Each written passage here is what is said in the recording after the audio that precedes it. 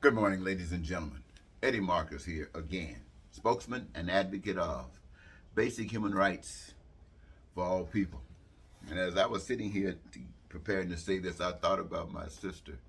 I got a sister, I'm not going to call her name. And I can imagine her flipping through the internet and run across this post. Uh-oh, there go my brother.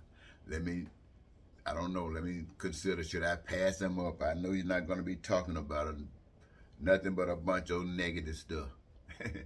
I thought about that. It was kind of funny because she would be absolutely true. You know, I wish that I could bring you the good news, but I'll leave the good news to come to you from other people because there's too much crying and there's too much pain that's going on for me to sit here and take a moment like this and tell you about the good news. I want to tell you about the problems that you can fix if you could hear. And this is the stuff that drives me every morning. When I wake up, I think about the people who walked out of their houses this morning.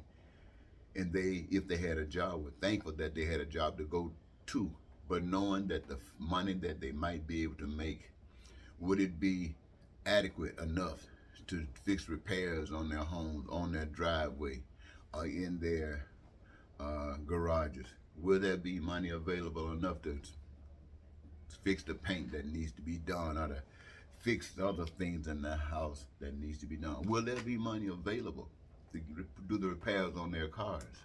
Will there be money available to make sure that their kids can go to school or continue their education, or that they would have some, money to pay a little bit down on the debt of their education alone, or that they might have some funds available to help start paying back on their IRS that they're deficient in? I think about stuff like that, ladies and gentlemen. It bugs me every day. You see, it doesn't just bug me every day because looking at the problems that other people have to endure. It bugs me every day because I have to endure these very same problems.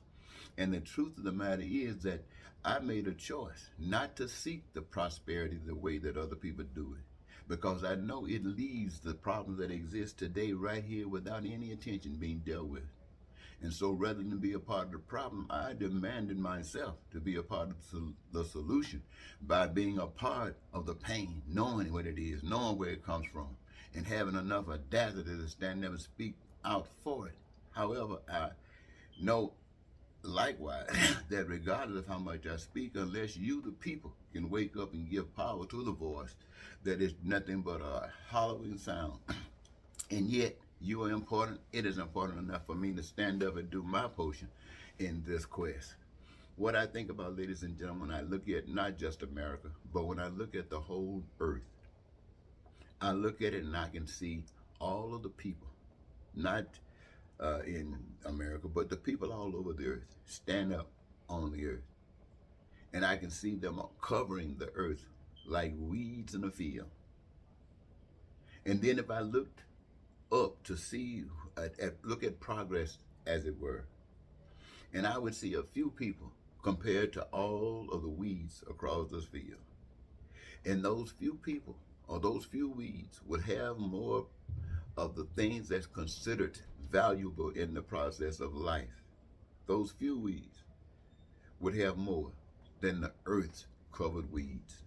And to me, that has a problem.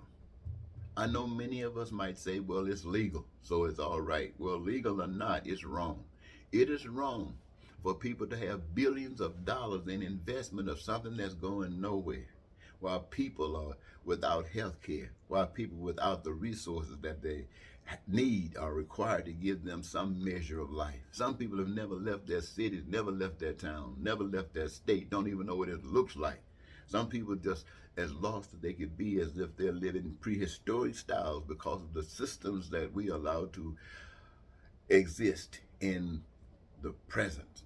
Now, this might have been something very fantastic years and years and years ago, but the pain today is just too great. It's too great for things that are not human to amass so much cash that it is accessible to few people.